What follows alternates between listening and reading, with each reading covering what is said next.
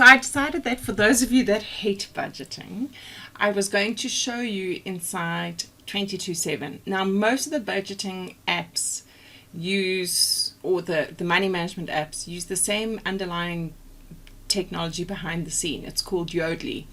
And what it does is that you log on to this app and you put in your logon details to your bank, to your investments, to everything. So you actually give this app your logon details and then it pulls through all the information.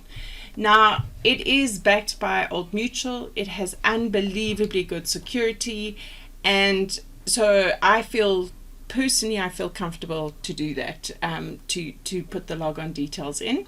And what I do, although I have disconnected it for this particular example, is that I also put in the login details for John's accounts so that I can pull our whole family view together. So I wanted to show you mine. When you sign up over here, you give them basic details, and then as you create your own profile, then you can log in. So I'm going to log in. So this is the home screen, and it brings together everything that you've logged on. So you can log on to your bank account, you can log on to, if you've got different credit card suppliers or multiple banks, you can bring them all together here. We don't have a home loan, so it's not showing a home loan, but if you had a home loan either attached to your bank account or with a different provider, you would pull that in over here. And then lastly, your investments. It'll pull all of your investments in from all the different providers. I've disconnected that, but one of the great things about this is that you can see your entire financial picture in one place.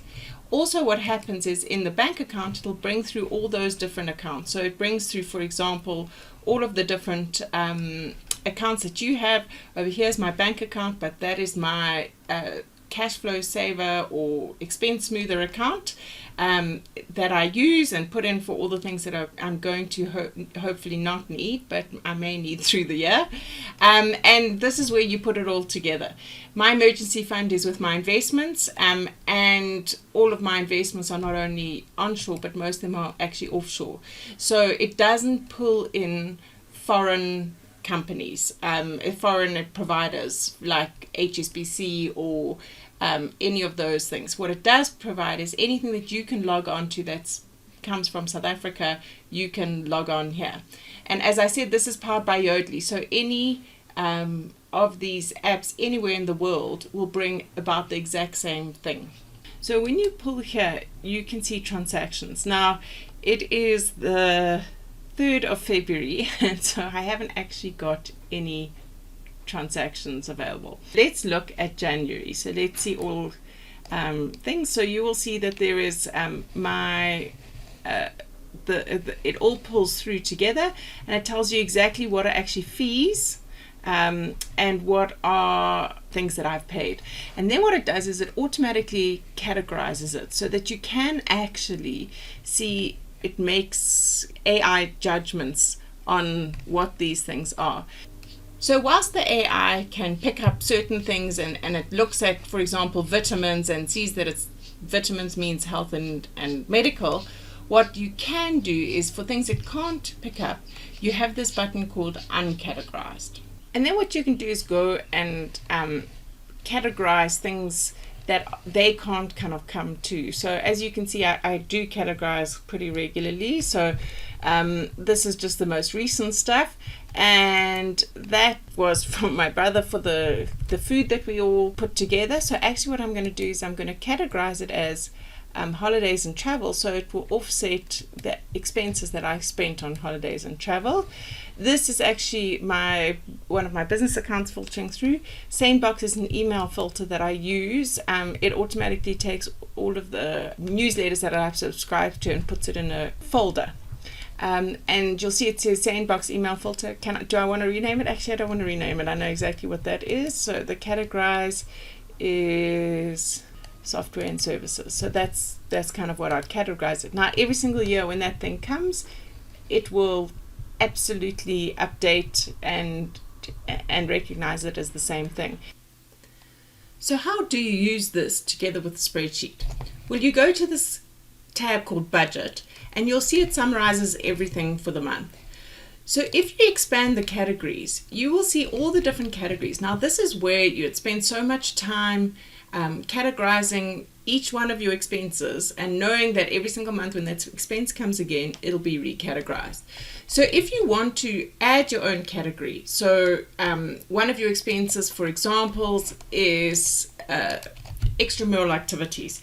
So I then would put one extramural. You could put it in children, you could do any of that kind of stuff, but you can add a category like this and then just save it.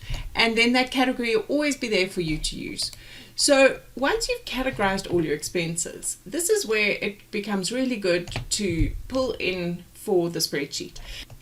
So then what I do is that it brings me the average of all the transactions that I have over the number of months. So if you build up data, if you check in every single month and you build up data over a year, it'll bring you the year's worth of expenses. So it's really an amazing tool. You don't have to sit there and do every single month because it's done the average for you. I then put up my spreadsheet and I'd say, okay, bank fees are here. The average is 452. So then I would put here 452. Now, because it's only reading, let's just quickly look, because it's only reading 1, it'll say 452 divided by 1 is 452. You could put all of the month's data in there if you want, from 20 to 7, but what we really need is what is your monthly expenses. So the next one that I'm going to look at is, let's look at cell phone. So cell phone is 350 in January, but in actual fact, on average, I spend 437. So let's pop it up, and then over here, I put in cell phone bill. I put 437, and that's how you use it to populate the sheet. So it's really easy, you know, like literally that's all you have to do. But as you go, if you think to yourself, oh my goodness, that's a little bit expensive, what did I spend it on? Okay, let's look at it. And you sit there and you can go through all of the individual transactions. So this is the last 3 months. And I sit there and I go, oh, okay, that's why it was expensive. So what happened was that in November, we didn't have our Wi-Fi put in. So we ended up spending a lot more on router data. And then over here, there's the data, and you can see that there's a $150 charge every time for the data. But it's absolutely there that I can see exactly what I spent it on. And when it comes to things that you need to be mindful of, you can sit there and go, did I really want or need that? So that's not a very good example of want or need, but it absolutely is where you can sit there and do I really need this expense or don't I? So that's how we track it against our actuals. When we want to look at budget, it's on the exact same sheet. So either you can budget, it uses your average as a comparison, but when we want to budget, we are often looking to make space for the stuff that we need to put in place to protect ourselves from future derailments. So the way that you can do that is bank charges we can't really budget for. It's going to be there. So I would say that my budget would be 452 because that's my average. So we can save it over there. There it is. And what we can also do is look at this thing called cell phone. So remember I said to you that it was contextual because at that time we didn't have our fiber in, and then we did have our fiber, and over here this data was around when we were on holiday. So on average it's not really going to be 437 Rand. It's probably more likely we're going to need extra airtime or data, probably not that often. So let's put in here 250 Rand and budget that. Now I know that I'm not going to blow my budget on that because I've got the fiber in place, and because we're not going to be on holiday where John will need data or where we will need data whilst we're on holiday. If I at least put that money aside and put it into my expense smoother account, if I don't use it, then I'm absolutely able to have the money for when we go on holiday. So that's how you use it together with your budget. And once you put these budgeted amounts, what happens is that it becomes so easy to go, okay, I went over budget or I didn't, because you know that you can see that this is what I spent and this is what was kind of over budget. My budget was 9,439 and I went over budget. And that's why it becomes so useful to use a tool like this, because it's there and it's pretty. But for this exercise, I absolutely would like you to go through.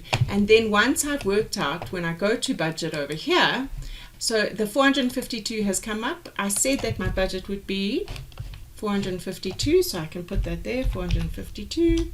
And then over here, this was the cell phone, and although it was 437 in my budget, I'm going to use it as 250.